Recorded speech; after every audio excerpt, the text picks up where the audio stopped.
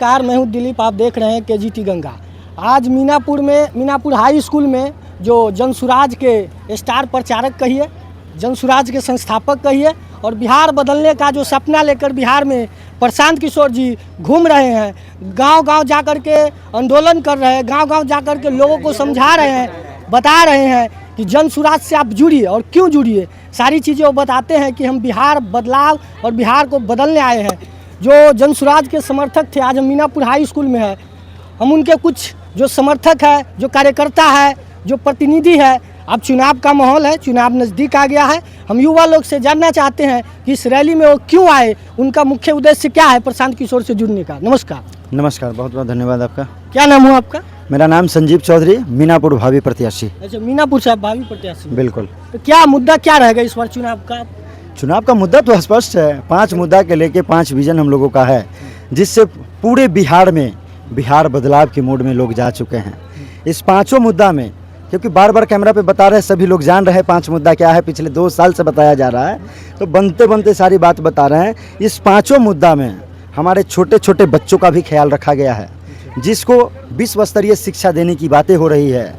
उसके बाद हमारे युवा साथी का ख्याल रखा गया है, युवाओं का प्लान बंद करने का प्लान रखा गया है, महिलाओं का ख्याल रखा गया है, जो सस्ता ऋण देने की बातें हो रही है, बुजुर्गों का ख्याल रखा गया है, जो 400 से 2000 करने की बात हो रही थी, लेकिन आधी अधूरी अभी नीतीश कुमार ने किए हैं 1100, लेकिन हम लोग 2000 करेंगे। साथ ही साथ इसमें इन 4 व्यवस्था के बाद हमारे किसान भाई भी छूट रहे हैं, उनके लिए भी ख्याल रखा गया है। इन नकदी फसल के लिए आपको भी मनरेगा के तहत लोगों को जोर दिया जाएगा, मजदूरों को, और आपकी नकदी फसल में कहीं ना कहीं कारगर साबित होंगे। और उसमें भी सरकार पर मंथ आपको 2500 रुपये की सहायता राशि देने की काम करेगी। ये हमारे 5 विजन है।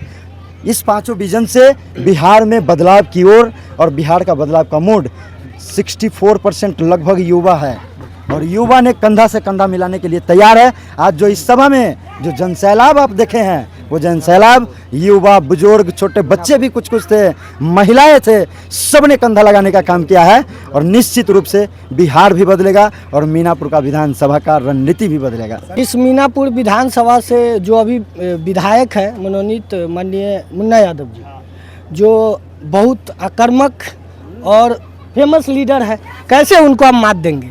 देखिए, आक्रामक और फेमस लीडर कभी अपने से नहीं होता है। बिल्कुल बिल्कुल। उनको जनता बनाए, और जनता के कहने पे और बनाने पे वो अभी तक खड़े नहीं उतरे हैं। वो जितने लंबे हैं उतने लंबे झूठ भी बोलते हैं। और लगातार 5 साल जब फर्स्ट टर्म आए थे तो चांद परना पुल के नाम पर सारे लोगों से वोट ठगने का काम किए, लेकिन जब नहीं बना तो 2020 में लोगों को फोटो खिंचवा के, उससे भी नहीं हुआ, कुछ मटेरियल गिरवा दिए प्लानिंग के तहत, और फिर जनता से वोट ले लिए। आज क्या हुआ? लोगों को ITI कॉलेज के नाम पे वोट ले लिए। क्या मिला भाई? ना ही कॉलेज मिला, ना ही वो पुल मिला, और ना ही रोड रास्ता मिला। और भ्रष्टाचार तो जो मीनापुर में कभी हुआ नहीं था, ये महोदय सारे जगह अपनी प्लान सेट करके रखे हुए हैं। ब्लॉक में हो, चाहे छोटा छोटा काम हो, आय प्रमाण पत्र, जातीय जो भी काम कराने चल जाइए, दाखिल खारिज का काम कराने चल जाइए, लंबी लंबी रकम लगता है। और वो रकम लंबी क्यों लगता है, उसके पीछे लॉजिक समझिए। जब माननीय आपको फिक्स कर देते हैं कि 2 लाख रुपया BDO साहब भेजिए, 2 लाख रुपया CO साहब भेजिए, BDO CO भी मजबूर है, भाई मैं करूँ तो क्या करूँ, फिर वो आम जनता को चूसना चालू करते हैं, और 2 लाख के जगह वो भी 4 लाख वसूल लेते हैं। तो ये भ्रष्टाचार से अगर युवा, वाकई में युवा अगर इस मीनापुर विधानसभा में स्थापित युवा साथी युवा को कर देते हैं, तो सबसे पहले इस पे अंकुश लगाया जाएगा। दूसरा, थाना पे जो भ्रष्टाचारी बढ़ा हुआ है, जो थाना पे जो माननीय वहाँ भी सेटिंग करके बैठे हुए हैं। थाना पे भी छोटा छोटा काम के लेके जाइए, 5000 से लेके 20000 तक फिक्स है, खासकर दारू वाला काम में सबसे ज़्यादा। लेकिन क्या करेंगे, जो भी कितने भी ईमानदार माननीय जब आते हैं यहाँ, वो मजबूर हो जाते हैं ये लंबे कद वाले से, क्योंकि लंबे कद वाले को पीछे से चाहिए माल, वो भी मजबूर हो जाते हैं। इसलिए पदाधिकारी भी बदनाम है। और ये मीनापुर में ही नहीं है, ये पूरे बिहार का यही लीला है, हर जगह यही कांड चलता है।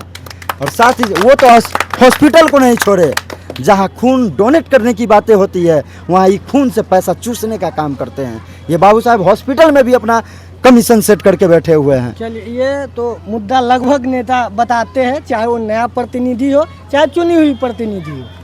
व्यवस्था ये है कि आज प्रशांत किशोर इस मीनापुर मुजफ्फरपुर के धरती पे आए, यहाँ से क्या क्या घोषणा किए, क्या चुनावी माहौल है? देखिए, यहाँ से घोषणा उनको कोई भी फ्री चीज़ से एकदम उसको लाइक ही नहीं करते हैं कि मैं जनता को फ्री में कुछ दे दूँ और लुभा लूँ। जनता को एक तरफ आप फ्री दीजिएगा, दूसरे तरफ बढ़ा दीजिएगा।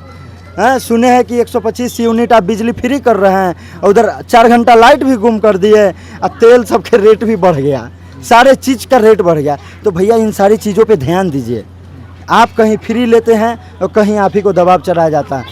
आदरणीय प्रशांत किशोर जी का कहना है कि जनता का सुंदर राज जब आएगा ना, जब ये 5 विजन जब स्थापित कर दिया जाएगा, सब कुछ सस्ता हो जाएगा और सब कुछ आसान हो जाएगा और बिहार के युवा को बिहार में ही नौकरी मिलना तय है।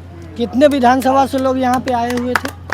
देखिए, यहाँ पे 80% लोग आपके मीनापुर विधानसभा से थे।